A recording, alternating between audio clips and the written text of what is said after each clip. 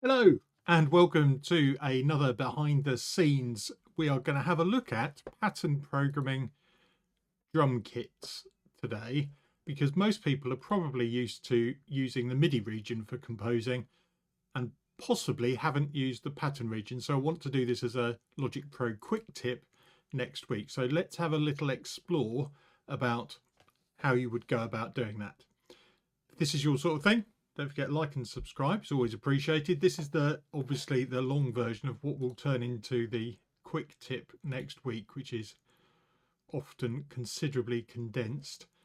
The first thing to say is, if you right click in the tracks area, you can choose to create a pattern region. By default, that will give you 4 bars, and they are divided into 16 steps. But this is each bar. So if I put one note in, it appears 4 times because it is repeating.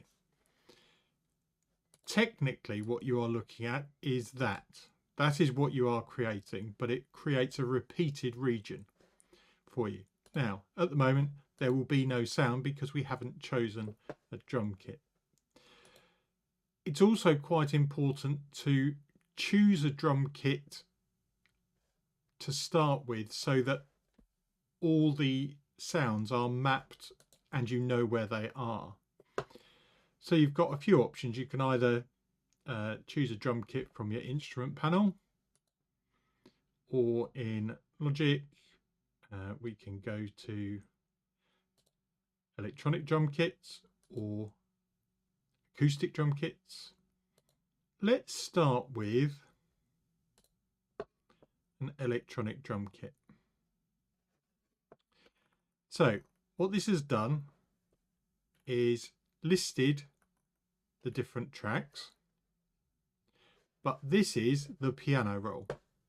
What you want to be in is the step sequencer, and then you will see they have all been mapped and there are no extra instruments.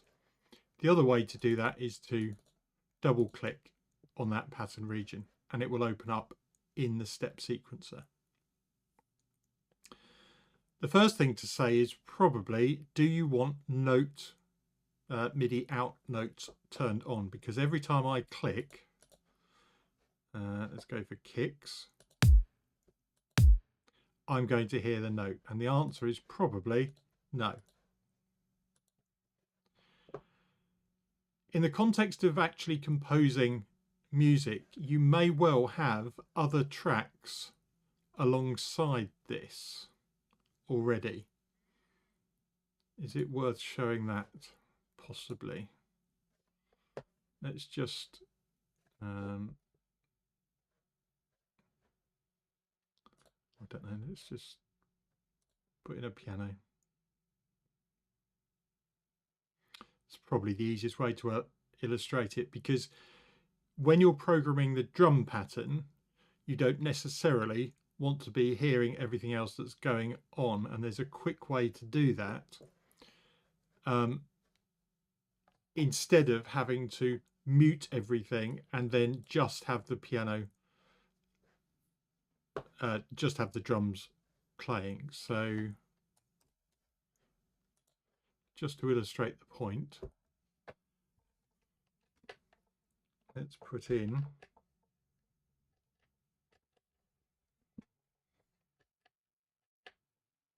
some notes, which will be let's get set there.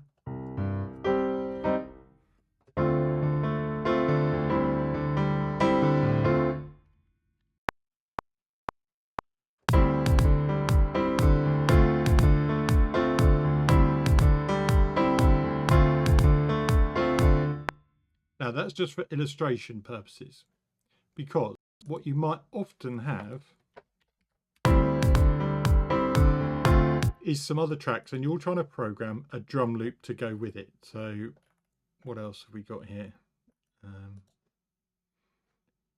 We could have some thumps in.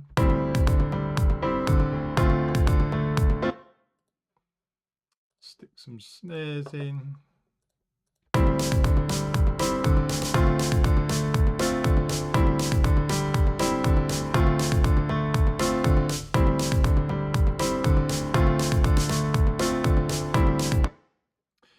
But what if we don't want this pattern region just repeating over and over again? If you're just the MIDI region playing back, because that would be one way to do it, is to edit it while this is still circling around. But there is actually a preview button in the step sequencer. So if I click that, I only get the step sequencer playing back. It doesn't affect the playback of the main track. So I can now go in and edit.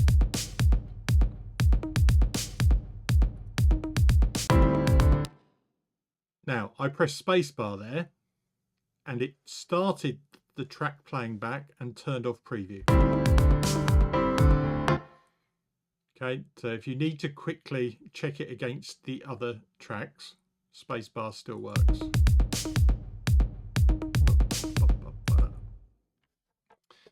Okay, so how am I putting these notes in? That's probably the most important thing.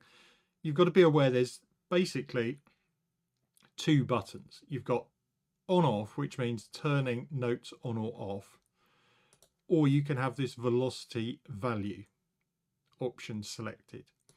On off is literally what I was doing just then, clicking to add or remove a note. That's all there is to it. And that's the quickest way to set up your pattern initially. What you will inevitably want to do is actually change things like the velocity. So a leading kick note probably won't need to be as high in velocity as the one before it. Also remember, actually, you can solo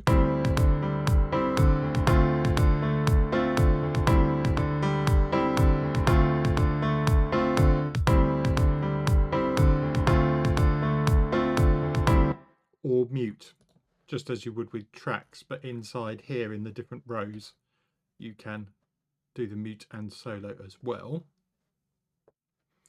What else is there to say? If you wanted to have, actually I will show you the problem with changing drum kits. That's probably a good place to start. So I'm on an electronic drum kit. I mean, it's not the greatest sound in the world. Let's just mute that piano so it doesn't play out anymore. Let's change it up for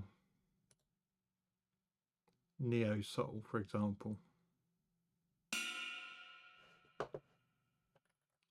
Okay, so what has happened here is it has remapped the different notes, so it's going to sound completely different.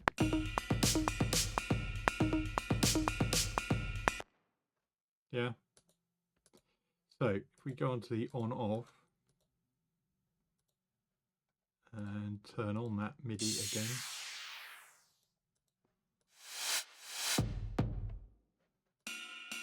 So that is now a cymbal rather than a kick.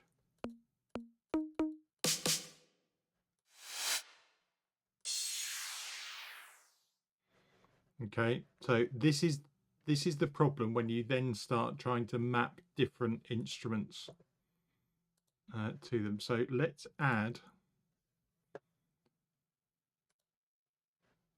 let's go with, say, retro rock.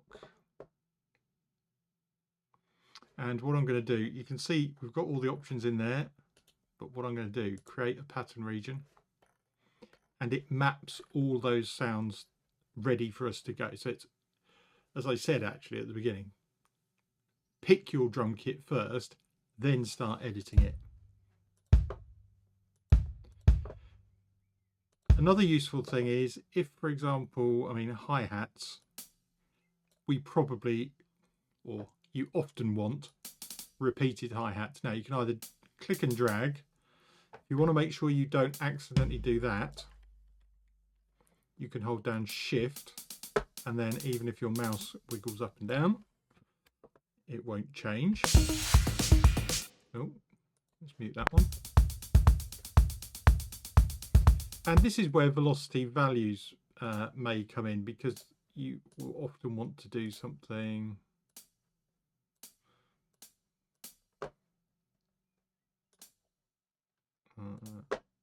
sort of rise and fall maybe.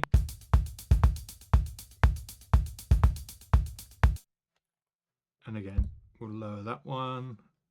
Remember to switch to on off.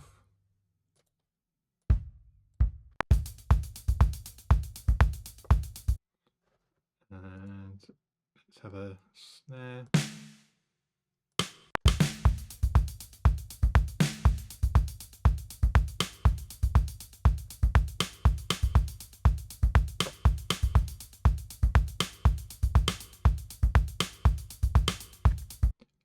Another useful one is you don't have to change just the velocity or the value. There are these other options: gate, ties, octave. Repeat is quite a common one, but you want to have a play around with the others as well. So if I come down here, you can click and drag up and down. If you go too high, it's going to sound weird. So if I've got, basically it's splitting this, note repeater is splitting this into 16 separate notes on that 16th note. It just sounds like a wasp. If you do it a bit more subtly, you get that really nice lilting sort of roll to it.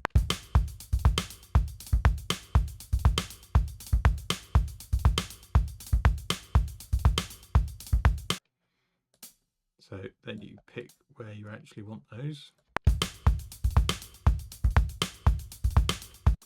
Or would you want one at the beginning?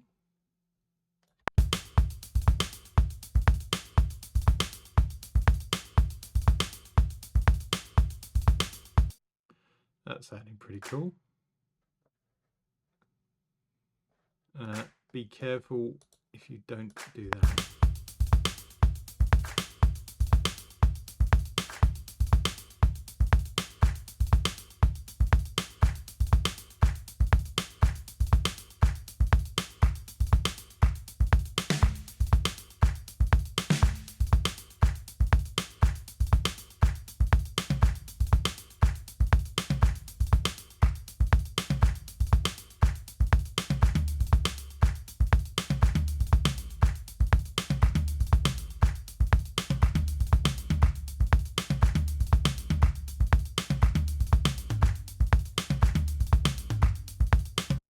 So loads of fun you can have there. And I think it's just worth pointing that out because a lot of people will still do this and have a MIDI region. So we got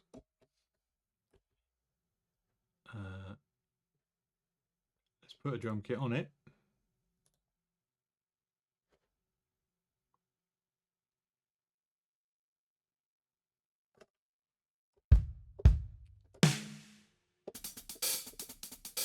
So I can play that in.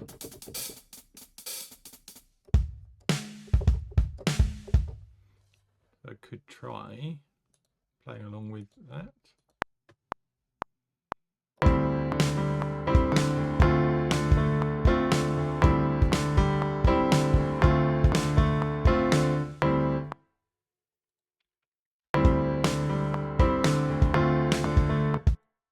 But I missed some of those beats by miles.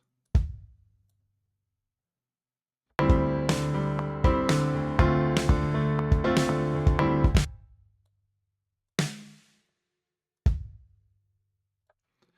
think that's what I was intending.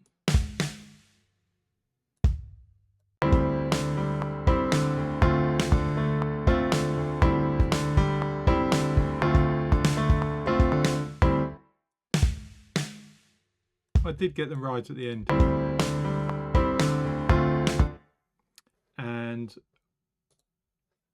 now what you might want to do is add in hi-hats over the top.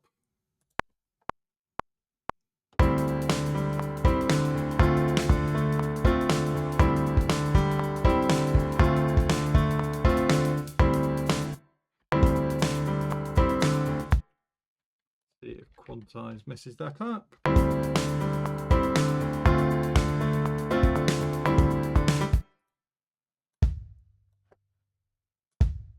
It did something.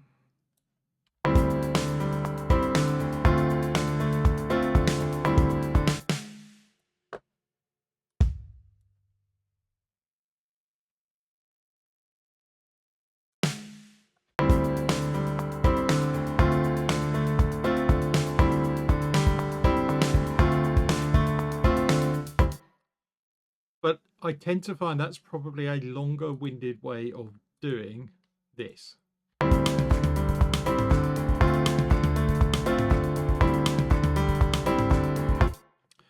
Now you could argue, well, hold on, you're changing up the rhythm a lot quicker here. And yep, true. But like we said at the beginning, you don't have to. Let's get rid of the hi-hats or put them every other beat.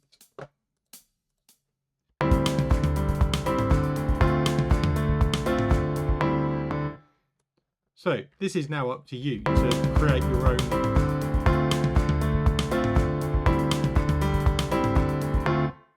your own drum pattern. I think that's quite useful. A lot of people just rely on MIDI regions, but being aware of the pattern regions can be a real help to productivity and also getting some variety. Also, some people who rely on the Logic Drummer quite a lot get into a pattern of using the same loops. If you're going to start playing around with really crafting your compositions and you need drums, pattern regions are always an option to have in the back of your mind and just thinking, would that be more appropriate? Okay, I'm going to turn that into a quick tip for next week. Hope you enjoyed that. Like and subscribe is always appreciated, and I'll see you in the next video. Bye for now.